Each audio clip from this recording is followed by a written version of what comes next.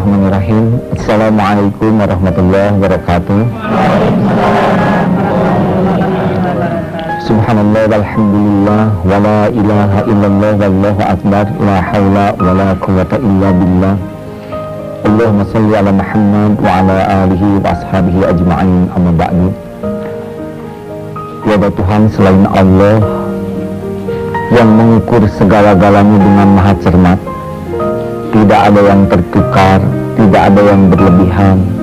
Dia maha agung, maha adil dengan apapun yang dia perbuat. Tidak layak bagi kita mempersulit diri dengan apapun yang Allah tetapkan, karena setiap kejadian syarat dengan hikmah, syarat dengan nilai. Sayangnya sebagian di antara kita sering terjebak oleh sok tahu dengan keinginannya. Kekecewaan yang mendalam mengakibatkan hilang kesempatan bersyukur. Kekecewaan yang mendalam membuat dia tidak ridho dengan kenyataan. Padahal tidaklah Allah menetapkan sesuatu kecuali segalanya sudah terukur dengan maha bijaksana dan maha cermat. Para pemirsa yang budiman, penyimak acara manajemen Qalbu RCTI di seluruh penjuru negeri ini, kajian kita kali ini melanjutkan kiat menghadapi persoalan hidup seri ketiga. Maaf, yang pertama apa dulu? Siap menghadapi yang cocok dan tidak cocok dengan keinginan. Yang kedua, ridho ketika terjadi. Dan yang ketiga saat ini adalah jangan mempersulit diri. Andai kata kita mau jujur, kita itu lebih sering terjebak oleh dramatisasi pikiran sendiri. Tidak jarang kita terus membiarkan pikiran kita melambung sehingga mempertegang, memperrumit, mempersulit, menghimpit, dan sengsara itu bukan karena masalahnya, tapi karangan pikiran sendiri. Sehingga yang harusnya masalah itu selesai dengan sederhana, tapi karena tidak terampil mengendalikan hatinya, pikirannya, dia jadi terjebak. Dan ini begitu banyak perkara sederhana hasilnya menyengsarakan karena ketidakterampilan kita dalam memanage kalbu kita ini.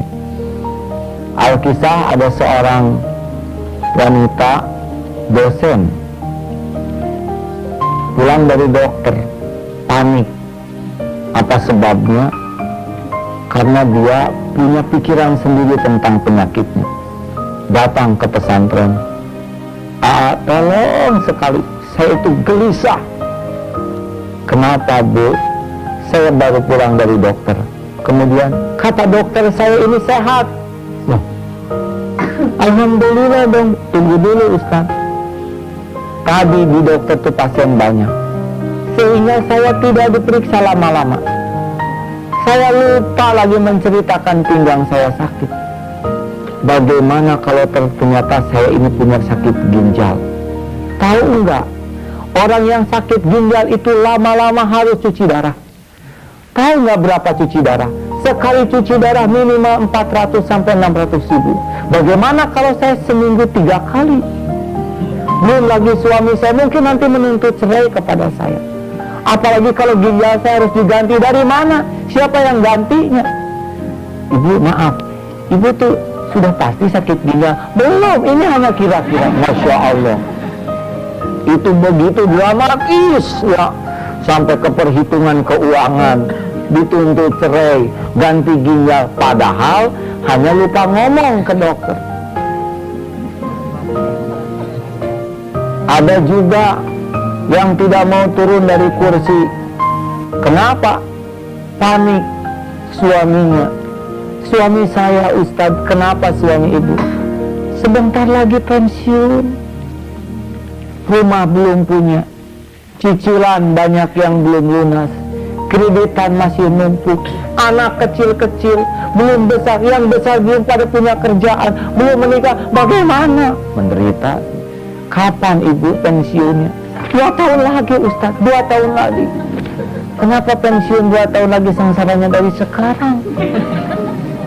siapa tahu minggu depan meninggal. Nah, tambah tenang ya. Padahal memangnya Allah pelit kepada pensiunan? Pensiunan juga kan Allah yang menjamin. Ya, Ibu, Bapak, maaf ini ya, kita harus terlatih untuk bukan menyederhanakan masalah, itu juga tidak tepat, memproporsionalkan masalah. Apa sih rumusnya? La yukallifullahu nafsan illa wus'aha. Allah tidak membebani seseorang kecuali sesuai dengan kesanggupannya. Ada yang mengatakan ini berkaitan dengan perintah agama, tapi ada juga penafsir yang menyatakan dalam hal apapun tidak mungkin overdosis. Guru SD memberikan ulangan ujian kepada pelajar SD, tidak mungkin pelajaran SMA. Allah yang maha tahu diri kita karena dia yang mendesain. Allah maha tahu tingkat intelektual, daya tahan tubuh, kondisi keuangan, kualitas keimanan, rasa sakit. Maka semua yang menimpa demi Allah yakin terukur. Kita sengsara itu buat dramatisasi kita. Nggak mungkin Allah zalim kepada hambanya. Allah itu mustahil zalim kepada hamba-hambanya. Yang ada adalah zalamtu nafsi, kita yang menzalimi diri sendiri. Maka kalau ada orang sengsara itu lebih banyak karyanya sendiri. Maka mulai sekarang mari kita latihan untuk selalu proporsional. Masuk ke rumah, kucing pipis, marah jangan. Marah jangan. Marah bau, tidak marah bau, berarti rugi. Lebih baik lap. Harusnya ya Allah harum begini, asem, berarti hidung saya normal. Ya, bagaimana kalau hidung tidak normal? Repot tidur di atas si dia. Makanya alhamdulillah, terima kasih Pus ya sudah memvariasikan hidung saya. Ambil lap, astagfirullahaladzim, bersihkan. Mungkin ada tempat yang kurang bersih, lainnya dibersihkan. Jangan marah, kucing sialan kamu pipis di mana aja. Kata kucing, nggak pernah pipis aja kan enggak ya.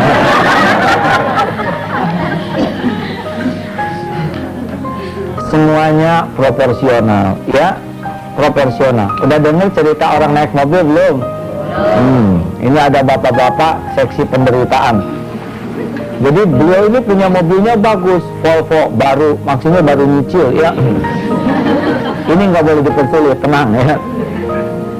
Enak mobilnya empuk, nyetir sendiri karena pengen ketahuan dia yang punya.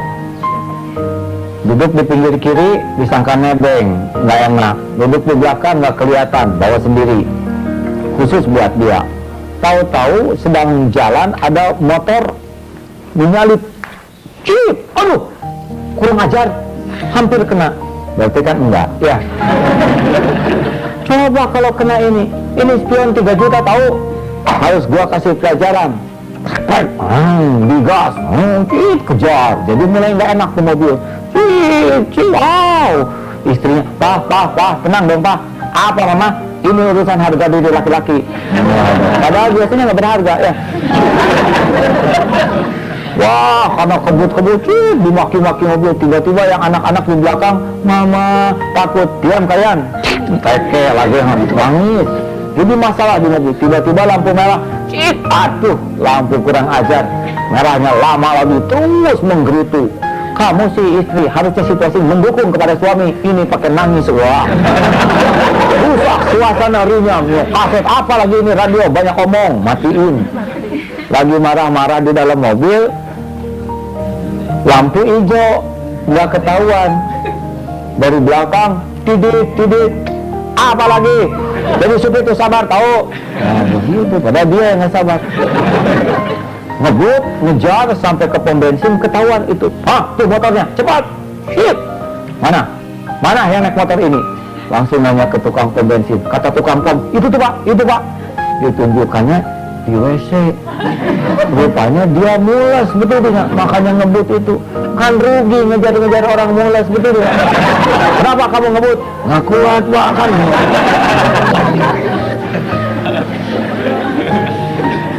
Makanya sederhanakan kalau ada masalah itu ya. Kenapa tuh? Mules. Oh. Sing lancar. Tiba-tiba ada lagi. Kenapa? Istrinya mau melahirkan mungkin. Oh ya, mari. Enak. Mau apa? Naik mobil dibikin sengsara. Ya. Setuju tidak nih? Maka jangan dipersulit. Kalau sakit, aduh sakit, jangan pakai aduh. Senyum aja. Nanti kata suami, Mama, kenapa kamu sakit kok senyum? Ya udah manyun juga tetap sakit. Gimana mah? Kalau kamu sakit nanti biayanya mahal. Pak, sakit ini bagian nikmat dari Allah. Dengan Mama sakit, Mama bisa silaturahmi ke dokter. Jarang kita silaturahmi. Dengan sakit kita bagi-bagi rezeki ke apotek, ke rumah sakit. Kasihan atuh, ya. Rumah sakit, dokter, semua kalau nggak ada yang sakit ngerjain apa? Sekarang episodenya. Tapi gimana mah? Gara-gara kamu sakit motor dijual. Papa, jangan ngomong begitu. Itu motor milik Allah, Pak. Oleh Allah tahu kapan Mama bakal sakit. Allah Maha tahu berapa biayanya. Jauh sebelum Mama sakit, Allah menitipkan motor kepada kita. Papa harusnya berterima kasih. Sebelum dipakai Mama, dipakai dulu Papa, kan begitu. Loh, jadi terbalik begini. Ini ilmu ma'rifat. Iya, ada rezekinya juga milik Allah ya. Kenapa rumit-rumit amat? Sekarang dipakai milik Allah. Pernah kejadian ada seorang ibu-ibu dan suami mulai menabung. Nah, dalam tabungan ini sebulan 100.000. Pas udah 9 bulan kan 900.000. Kata ibunya, oh maaf ini, bapaknya berkata, wah mah uang kita jadi cukup banyak begini. Tiba-tiba pembantunya itu ternyata di dadanya ada tumor sehingga harus dioperasi. Ayo cepat-cepat diperiksa. Pas dioperasi, subhanallah, biayanya tuh 900.000, tepat dengan tabungan. Ya, kata suaminya teh, cuma gimana uangnya dipakai bayar? Ya itu nggak apa-apa, ada uang itu mah milik Allah. Jauh sebelum sakit sudah dititipkan, syariatnya kita yang nabung. Mama ridho enggak? Ya ridho atuh Pak, daripada Mama yang dioperasi Mama yang bayar ya. Giliran kita yang bagian nabung. Pokoknya begitulah ya. Jangan suka dipersulit. Kalau ada yang menghina bagaimana? Ya biarin mulut-mulut dia, suara-suara dia. Kenapa kita yang bingung? Saya tidak akan tertukar kemuliaan. Justru orang yang mulia tuh ciri-cirinya ada yang menghina. Nah kalau orang yang didengki itu berprestasi, ya susah kita mendengki orang yang tidak berprestasi. Kalau dia bisa menghina, jangan diladeni, nanti jadi bro, ya. Dia bisa menghina, kita bisa memaafkan. Dia bisa pelit, kita bisa ngasih. Dia bisa ngomong jelek, kita bisa ngomong bagus. Justru gara-gara dia kita punya ladang amal. Nggak ada waktu buat dongkol, ya. Ingat dulu pelajaran yang dulu ya. Semakin kita benci ke orang lain, berarti kita mewakafkan waktu, tenaga, pikiran buat mikirin dia. Tak usah ya. Rugi. Hidup kita cuma sebentar. Baik. Ada pertanyaan tentang jangan mempersulit diri? Ya silakan teh. Boleh sedikit? Tentang PR Ridho, mau tanya. Oh iya PR Ridho ya. Saya ada pengalaman tentang anak saya. Waktu itu anak saya masukkan pesantren kelas 3 SD. Tapi baru berjalan 2 tahun, ternyata asmanya kambuh. Jadi dokter mengatakan pada saya dia harus kembali ke Jakarta karena tidak bisa dia tinggal di pesantren karena suasana di pesantren itu dingin, lembab, dan dia nggak akan bisa sembuh di sana gitu. Akhirnya dengan berat hati anak saya keluarkan dari pesantren. Sebenarnya saya sedih kok kenapa harus keluar karena sudah berjalan 2 tahun gitu. Tapi dengan akhirnya saya berpikir-pikir kalau saya tidak keluarkan dari pesantren, anak saya asmanya akan tetap kumat gitu. Karena Iya. perawatan itu harus setiap hari. Obatnya itu sebelum makan terus dia selama 1 Baik. tahun. Tapi dengan jalan begitu akhirnya saya ridho juga bahwa dengan begini ada hikmahnya bahwa anak saya sembuh karena keluar dari pesantren itu supaya bisa sembuh dari penyakitnya itu doa. Ya baik, memang nggak ridho juga tetap harus dijalani ya. Lalu kok gimana harus tiap hari juga amal. Bagaimana biayanya keluar, biayanya juga milik Allah, jangan dipersulit ya. Seperti ada uang, kemudian kita harus bayar. Kemarin nggak ada, sekarang nggak ada, sudah ya. Ada orang punya utang ke kita, ini tambahan ya. Terus dia nggak mau kembaliin, terus kita dongkol, udah uangnya nggak dikembaliin, dongkol, udah gitu kita jadi mules, nambah lagi masalah, sudahlah. Uangnya juga milik Allah, tagih baik-baik, kalau dia nggak sanggup bayar, ya sudah ridho saja. Kalau sedikit mah ya, kalau besar mah kelihatannya berat ridho. Ya, Ini pengalaman saya ya. Waktu itu saya bekerja sebagai seorang guru. Saya senang sekali jadi seorang guru. Tapi suatu 2 tahun yang lalu suami saya menghendaki saya untuk berhenti jadi guru. kenapa Bu mau berhenti? Supaya saya betul-betul membimbing anak saya di rumah gitu ya. Iya. Pertama saya tuh berat sekali untuk melepasnya, apalagi saya senang dengan anak-anak. Tapi lama-lama saya berpikir, oh iya, di satu sisi saya harus kalah, di satu sisi saya harus menang. Dengan ridho saya menerima permintaan suami saya, alhamdulillah. Lebih ringan Merasa ya. imannya, dan rumah tangga itu rasanya enak sekali. Waktu saya bekerja mungkin saya pulang suami lebih dulu gitu ya, kadang-kadang karena kebetulan saya di bidang kesenian, kadang-kadang saya bawa anak murid syuting sampai malam pulangnya.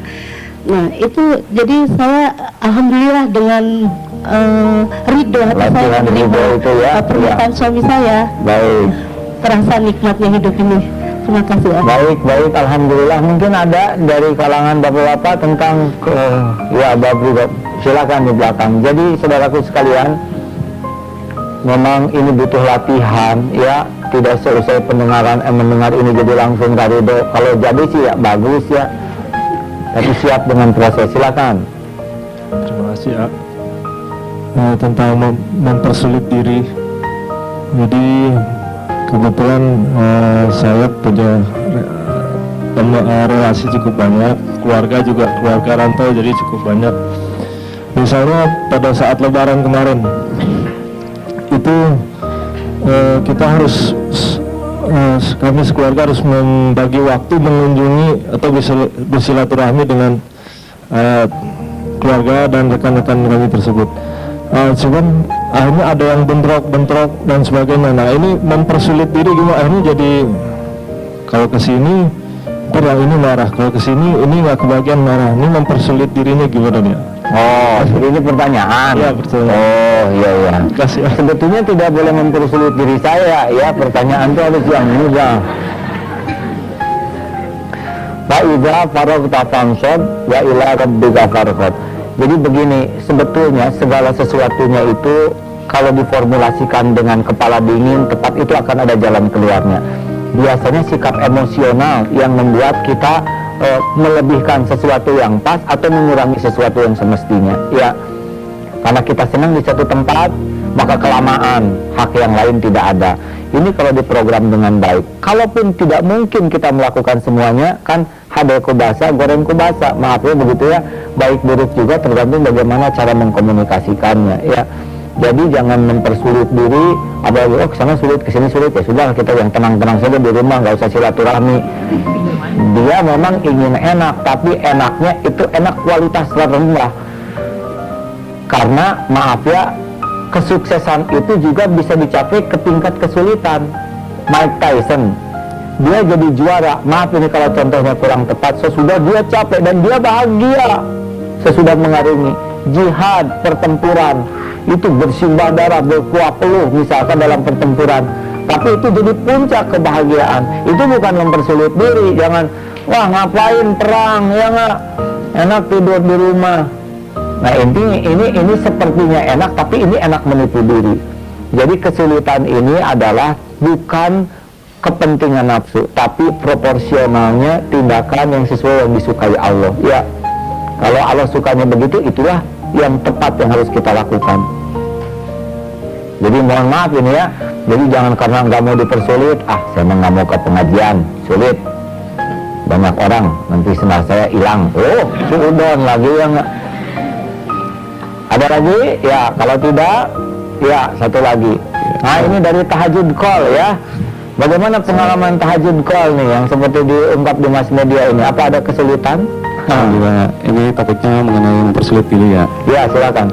Kadang-kadang kita masih selalu mendramatisir masalah ya. Misalnya kita menerima laporan bahwa banyak customer kita yang komplain mengenai produk-produk kita. Kita sering terjebak dengan kata-kata banyak gitu. Ya. Padahal setelah dicek ke lapangan mungkin hanya 1-2 orang yang komplain tepat ini. pada masalah produk kita. Demikian. Ini penting. Maaf saya cukup. Maaf, harusnya saya lebih bersabar untuk mengomentari ya. Ini contoh yang kurang tepat karena greget saja ini, emosional. Jadi kata-kata sering, banyak, itu juga termasuk mempersulit diri. Banyak sekali yang protes. Ada 2 juta? Enggak. Ada 1000? Enggak. Ternyata 3. Kita sering, kita pidato. Tiba-tiba ada sebagian orang yang protes. Aduh, orang-orang rata-rata tidak suka kepada pidato saya. Berapa banyak?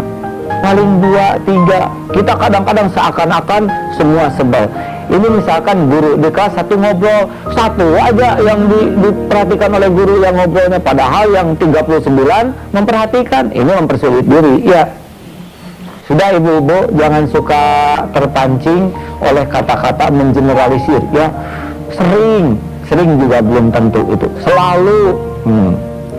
Nanti ada masanya kita belajar yang akurat, Bu. Coba contoh begini. Akan datang beberapa puluh tamu dan minat di tempat kita beberapa hari. Coba berapa banyak? Kan bingung berapa hari. Nah, kadang-kadang kita mempersulit diri dengan tidak akurat. Silakan temui saya di kota Jakarta. Kemana? Ya. Baiklah saudara-saudaraku sekalian, para pemirsa yang budiman, semoga dengan uraian yang sederhana ini kita mulai terlatih siang dan malam silih berganti. Maaf, hidup ini bagai siang dan malam. Tidak selamanya siang, tidak selamanya gelap. Ada saatnya dipuji, dicaci, gembira, sedih, senang, tidak senang, sehat, sakit. Dua-duanya harus kita nikmati sebagaimana kita menikmati siang dan malam. Gulitannya malam dekat kepada siang. Fa inna ma'al usri yusran, inna ma'al usri yusran. Satu kesulitan tuh sesungguhnya diapit oleh 2 kemudahan. Oleh karena itu mudah-mudahan sebagai penutup doa kita ini menjadi jalan kebaikan bagi kita semua. Allahumma shalli ala Muhammad wa ala alihi wa ashabihi ajma'in. Wahai yang maha adil, karuniakan kepada kami perlindungan-Mu dari musibah yang tiada sanggup kami memikuinya. Rabbana la tu'akhidna in nasina aw akhtana. Rabbana wa la tahmil 'alaina isran kama hamaltahu 'alal ladzina min qablina. Rabbana wa la tuhammilna ma la taqata lana bih. Wa'fu 'anna waghfir lana warhamna anta maulana fansurna 'alal qaumil kafirin.